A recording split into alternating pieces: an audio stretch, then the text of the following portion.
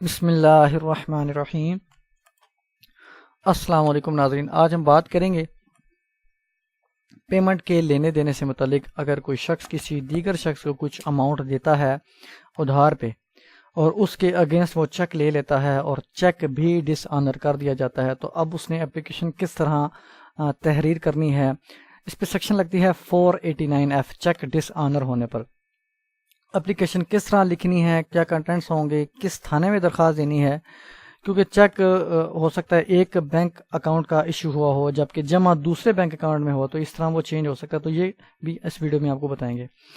کچھ ایڈوائز بھی دینا چاہوں گا اس ویڈیو کے وساطت سے کہ جب کسی شخص کو اگر کوئی اماؤنٹ آپ نے دینی ہے ادھار پہ، تو آپ نے کیا کیا اپنی سیف سائڈ کے طور پر اڈاپٹ کرنی ہے کچھ باتیں، جس میں سے نمبر فرسٹ پہ تو یہ ہے کہ آپ نے اس سے چیک ضرور لے لینا ہے اس اماؤنٹ کا جو اماؤنٹ آپ نے دی۔ اس کو 1,00,000 روپے دی، 1,00,000 روپے کی اماؤنٹ کا آپ نے چیک لے لینا ہے، اس پہ ڈیٹ، اس پہ اس کے سگنیچر اور یہ تمام۔ ایک اور چیز، جب آپ نے اس سے چیک لینا ہے تو یہ کنفرم کر لینا ہے کہ یہ چیک جو ہے یہ اس کی اپنے اکاؤنٹ کا ہے، کسی دیگر شخص کے اکاؤنٹ کا چیک نہیں ہے، کیونکہ اگر کسی دیگر شخص کے اکاؤنٹ کا چیک آپ کو وہ دے تو یہ بعد میں وہ پلیا لے سکتا ہے۔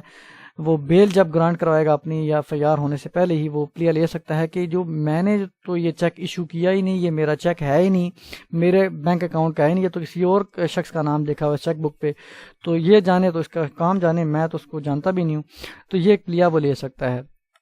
تو آپ نے چیک جب لینا ہے تو اس شخص کا اپنا اکاؤنٹ کا لینا ہے جس کو آپ اماؤنٹ دے رہے ہیں۔ نمبر سیکنڈ پہ جب آپ نے چیک اس سے لینا ہے تو اس کے ساتھ ایک تحریر بھی لکھوا لینی ہے اسٹامپ پیپر پر، جس کو ایفیڈیوٹ کہا جاتا ہے، بیان الفی کہہ لیں آپ، جس میں وہ بیان کرے گا کہ میں نے اس شخص سے اتنی اماؤنٹ لی ہے اور میں اس شخص کو اتنی اماؤنٹ، یہ تمام اماؤنٹ جو ہے یہ اس تاریخ تک واپس کر دوں گا، اور اگر نہ کر سکا تو یہ میرے جو ہے چیک کیش کروا سکے گا۔ یہ لکھ لے گا، اپنے سگنیچر اور تھم امپریشن کر دے گا، اسٹامپ فروش کے پاس وہ خود جائے گا، آپ اس کو خود لے کے جائیں، اسٹامپ فروش کے رجسٹر پر وہ سگنیچر کرے گا، تھم امپریشن لگائے گا، تو اب آپ کے پاس یہ بھی ایک پلس پوائنٹ ہو جائے گا کہ اس نے جو اسٹامپ جو ہے چیک جاری کیا وہ کس مقصد کے لیے کیا، اور واقعی اس میں وہ بھی ایڈمٹ کرے گا کہ میں نے پیسے بھی وصول کیے اس شخص کے سے بطور ادھار۔ اس کا فائدہ یہ ہوگا کہ اب وہ مکر نہیں سکتا کہ وہ جو اس نے چیک جاری کیا وہ اس نے خود ہی کیا، خود نہیں کیا، کیونکہ کئی دفعہ ایسے بھی ہوتا ہے کہ لوگ چیک جاری کر دیتے ہیں لیکن وہ ساتھ تحریر نہیں لکھواتے۔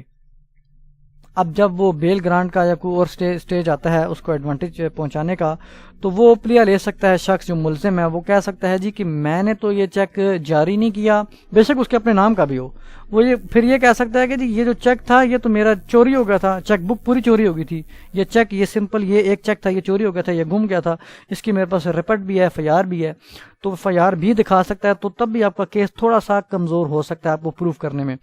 تو اس وجہ سے آپ تحریر الگ سے لکھوا لیں ایفیڈیوٹ پر، اسٹامپ پیپر پر، تاکہ وہ ایڈمٹ کرے، اسٹامپ فروش کے پاس جا کے وہاں پہ بھی اس کا تھم امپریشن ہوگا، یہ ایک ریکارڈ کا حصہ بن جائے گا اور وہ اس میں مکرنے کے چانس کم ہوں گے کیونکہ ڈاکومنٹری پروف آپ کے پاس آ جائے گا۔ یہ ہو گیا نمبر سیکنڈ پہ۔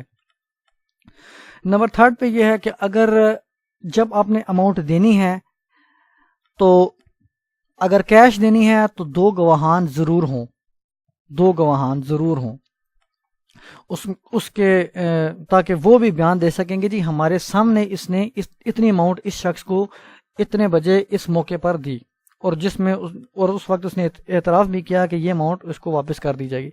یہ جب آپ پروسیجر اڈاپٹ کریں گے تو آپ نے اماؤنٹ دی بھی ہے تو کوئی مسئلہ نہیں ہوگا، آپ قانونی کارروائی کرتے ہوئے اپنی رقم واپس کروا سکتے ہیں، چاہے وہ منحرف ہو جائے، چاہے وہ جو ہے اس کی نیت خراب ہو جائے، کچھ بھی ہو۔ تو اب اگر ڈس آنر کر دیا جاتا ہے چیک پریزنٹیشن پر بینک کی جانب سے، تو درخواست کیسے بنائی جائے گی؟ تو آپ نے سٹارٹ کرتے ہیں نمبر فرسٹ پہ، بخدمت جناب SHO صاحب تھانہ نیو ٹاؤن۔ اب ایک اور چیز، یہ میں نے جو ہائی لائٹ کیا ہے ریڈ انک سے نیو ٹاؤن کو کہ یہ تھانہ، تو یہ تھانہ بھی چینج ہو سکتا ہے، جہاں پہ یہ وہ والا تھانہ بھی ہو سکتا ہے جہاں سے چیک ایشو کیا گیا ہو، جس بینک سے 2 بینک ہو سکتے ہیں، جیسا کہ یہ تھا مسلم کمرشل بینک ٹینچ باٹا کا جو ایشو کیا گیا تھا، اس ملزم نے ایشو کیا، اور جس کو ایشو کیا اس نے اپنے اکاؤنٹ میں جمع کروایا اور وہاں سے ایک پراپر پروسیجر کے تحت جو ڈس آنر کر دے گا. ڈس آنر چونکہ اس بینک نے ہی کرنا ہے, اس بینک میں تو اکاؤنٹ ہی نہیں ہے, لیکن یہ بینک اس بینک کو بھیجے گا اور وہاں سے وہ ڈس آنر کرے گی. لیکن اب اس بینک کو جو تھانہ لگتا ہے اس پہ بھی آپ درخواست دے سکتے ہیں. مسلم کمرشل بینک جو کمرشل مارکیٹ ہے, جو ٹنچ باٹا ہے وہاں پہ بھی جو تھانہ لگتا ہے وہاں پہ بھی دے سکتے ہیں. دونوں تھانے کیونکہ الگ الگ ایریاز ہیں, جس پہ مرضی آپ آپشنل ہے یہ. تو وہاں پہ اپنے تھانے کا نام لکھنا, راولپنڈی آئے گا جو بھی ضلع. درخواست برائے اندراج مقدمہ برخلاف. اب برخلاف کے بعد اس ملزم کا نام, ولدیت, ایڈریس اور موبائل نمبر آ جائے گا. شناخت کارڈ نمبر ہے تو وہ بھی لکھ لیں. جناب علی سائل حسب ذیل عرض گزار ہے. اور ایک اور چیز, جب وہ ایفیڈیوٹ آپ لکھوائیں تو آپ کے پاس اس کی شناخت کارڈ کی کاپی بھی ہونی چاہیے. اس پہ وہ بے شک کراس کر کے دے دیں, لکھ دے دیجیے فار دی ایفیڈیوٹ اماؤنٹ کے اگینسٹ جو میں نے ریسیو کی. تھوڑا سا اپنا جو ہے لکھ لیں کوڈ ورڈ شارٹ میں, یعنی کہ میں نے اماؤنٹ کے اگینسٹ جو ہے یہ جو شناختی کارڈ وہ جاری کیا. اب سٹارٹ نمبر فرسٹ پہ آپ نے لکھنا ہے اپنا تعارف کے سائل کا نام کیا ہے, ولدیت کیا, ایڈریس کیا ہے, اور اگر کوئی آکوپیشن ہے, کوئی ملازمت کرتا ہے, کوئی بزنس ہے تو وہ بھی آپ لکھ سکتے ہیں. اس کے بعد سیکنڈ پہ تھوڑی سی ہسٹری بتانی ہے کہ کس شخص نے کتنی اماؤنٹ کتنے عرصے کے لیے مانگی اور کس مقصد کے لیے مانگی. یہ کہ محمد بلال ولد بلال احمد ساکن گرجا روڈ راولپنڈی. موبائل نمبر آ گیا. سائل کا بہت قریبی دوست تھا. کیونکہ قریبی دوست ہوتے ہیں تو تبھی وہ جو ہے وہ ادھار دیے جاتے ہیں. کوئی پڑوسی ہوتا ہے تبھی دی جاتی ہے, کوئی بزنس پارٹنر ہوتا ہے تبھی دی جاتی ہے. یہ بھی کیس ٹو کیس ویری کرتا ہے, آپ نے اسی حساب سے لکھنا ہے کہ جو بھی آپ کا ریلیشنز ہو. جس نے مرخا ڈیش کو بتایا کہ اس کی بہن کی شادی مرخا ڈیش کو منعقد ہونے والی ہے, جس کے لیے اسے اشد رقم کی ضرورت ہے. مسمی مذکور نے سائل سے رقم مبلغ 1 لاکھ روپے بطور ادھار مانگی. اب اس نے یہاں پہ بتا دیا کہ اس نے 1 لاکھ روپے مانگی, کس مقصد کے لیے مانگی.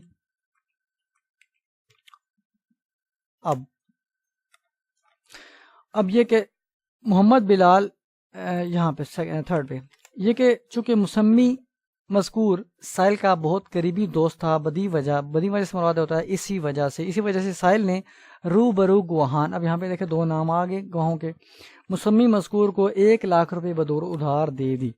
محمد بلال نے یقین دہانی کروائی کہ شادی کے فوراً بعد ہی, یعنی مرخا ڈیش کو, ابھی بھی جو میں نے ہائی لائٹ کیے ہیں یہ ڈیٹس وغیرہ, یہ گواہان وغیرہ, اماؤنٹ وغیرہ, یہ لازمی لکھنی ہے. بینک اکاؤنٹ کی تفصیل جو ہے, چیک کی تفصیل. اس نے اقرار کیا, اس نے یقین دہانی کروائی کہ وہ شادی کے فوراً بعد یعنی اس تاریخ کو سائل کی رقم سائل کو واپس کر دے گا. رقم کی واپسی کے لیے مسمی مذکور نے سائل کو اپنے اکاؤنٹ واقعہ مسلم کمرشل بینک ٹنچ بھاٹا راولپنڈی کا چیک نمبر یہ مالیتی اتنا مرخا ڈیش دیا. اس مد میں 1 عدد بیانی حلفی مرخا ڈیش کو تحریر بھی کیا گیا.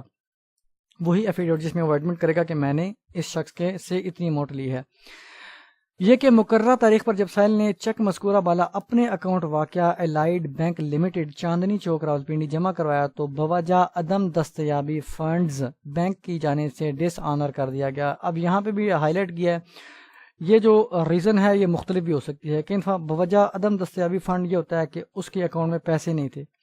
کئی دفعہ وہ جب ایشو کرتے ہیں لوگ تو اس میں جو ہے وہ سگنیچر اپنے جو ہوتے ہیں بینک ریکارڈ میں وہ نہیں کرتے بلکہ چینج کرتے ہیں, تو وہ سگنیچر ڈفر کا بھی اس میں آپشن ہوتا ہے. بینک وہ سگنیچر ڈفر کا بھی وہ ٹک لگا سکتا ہے اس پہ کہ اس وجہ سے ڈس آنر کر دیا گا کیونکہ سگنیچر میچ نہیں کرتے, تو وہ آپ لکھ سکتے ہیں اپنا کیس ٹو کیس.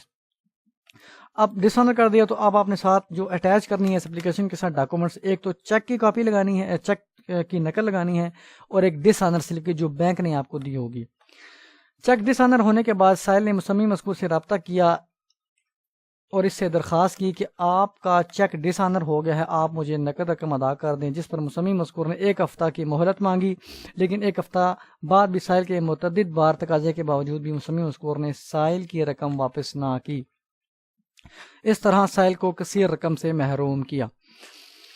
اب یہ جو ہائی لائٹ کیا یہ اس وجہ سے کیا ہے کہ ہر شخص دھمکیاں نہیں دیتا, جان سے مارنے کی یا اغوا کرنے کی کچھ کھڑپینچ ہوتے ہیں وہ پیسے لینے کے باوجود اور نہ دینے کی غرض سے اس کو ڈراتے ہیں، دھمکاتے ہیں، کہتے ہیں جی آپ کو جان سے مار دیں گے، آپ کے بچے کو آ کر لیں گے، تو وہ آپ لکھ سکتے ہیں۔ اگر آپ نہیں بھی لکھیں گے تو کوئی ایشو نہیں ہے، کیونکہ یہ ایک ایڈیشنل اوفینس کے زمرے میں آتا ہے۔ اگر آپ نہیں دھمکیاں دی اس نے تو کوئی مسئلہ نہیں، آپ کا 489F پاکستان پینل کوڈ کا اوفینس لگے گی، اس کی بھی بیل ہونا مشکل ہو جاتی ہے، مشکل، اگر آپ کو سارے ڈاکومنٹری پروف ہیں۔ اب پریئر کیا لکھنی ہے؟ اندرین حالات استدعا ہے کہ الزام علیہ، یعنی جس پر الزام لگایا جا رہا ہے اس کا نام آ جائے گا ود ان بریکٹ، کے خلاف مقدمے کا اندراج کیا جائے اور سائل کی رقم برآمد کروائی جائے۔ جناب کی عین واضح ہوگی، نیچے نام آ جائے گا اس اپلیکنٹ کا، ولدیت آ جائے گی اور ایڈریس آ جائے گا، شناخت کارڈ نمبر آ جائے گا اور موبائل نمبر بھی آ جائے گا۔ موبائل نمبر اپنا بھی لکھنا ہے اور اس الزام علیہ کا بھی لکھنا ہے۔ یہ تمام ڈاکومنٹس جب آپ اپلیکیشن فائل کریں گے تو شناختی کارڈ کی کاپی بھی اپنی ساتھ لگا لیجیے گا، ایفیڈیوٹ لگا لیجیے گا، چیک کی ڈس آنر سلپ لگا لیجیے گا اور چیک کی کاپی بھی لگا لیجیے گا۔